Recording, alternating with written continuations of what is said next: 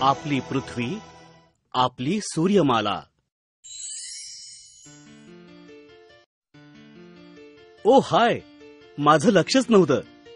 मी मराठी चित्रपटातील दगड दगड सूर्य दगड हे गाणं ऐकण्यात व्यस्त होतो.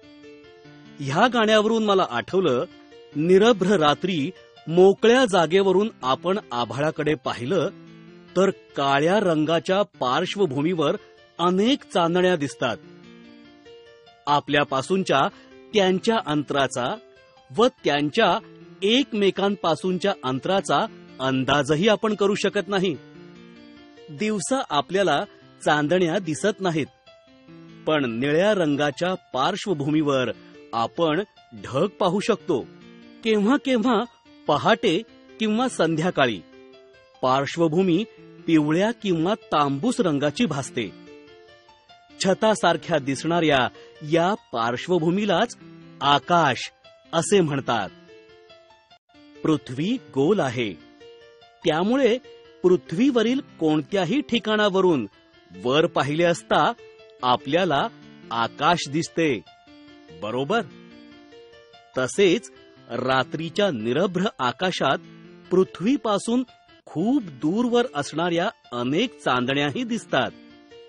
यांतील काही चांदण्या मोठ्या व ठळक दिसतात, तर काही चांदण्या लहान व अंधुक दिसतात. चांदण्यांकडे जरा निरखून पाहिल्यास बऱ्याचशा चांदण्या लुकलुकताना दिसतात, पण काही चांदण्या लुकलुकत नाहीत. असे का होते बरे? तर याचे कारण असे आहे की काही चांदण्यांना प्रकाश असतो, तर काहींना प्रकाश नसतो. ज्या चांदण्या लुकलुकतात त्यांना तारे म्हणतात. त्यांचा प्रकाश कमी जास्त होताना दिसतो. ताऱ्यांना स्वतःचा प्रकाश व उष्णता असते. सर्व तारे स्वयंप्रकाशित असतात. ज्या चांदण्या लुकलुकत नाहीत त्यांना ग्रह म्हणतात. ग्रहांना स्वतःचा प्रकाश नसतो, त्यांना ताऱ्यांकडून प्रकाश मिळतो. वेगवेगळे ग्रह विशिष्ट ताऱ्यांभोवती फिरतात. आकाशात दिसणाऱ्या असंख्य चांदण्या आपल्यापासून खूप दूर अंतरावर आहेत हे आपल्याला माहीत आहे.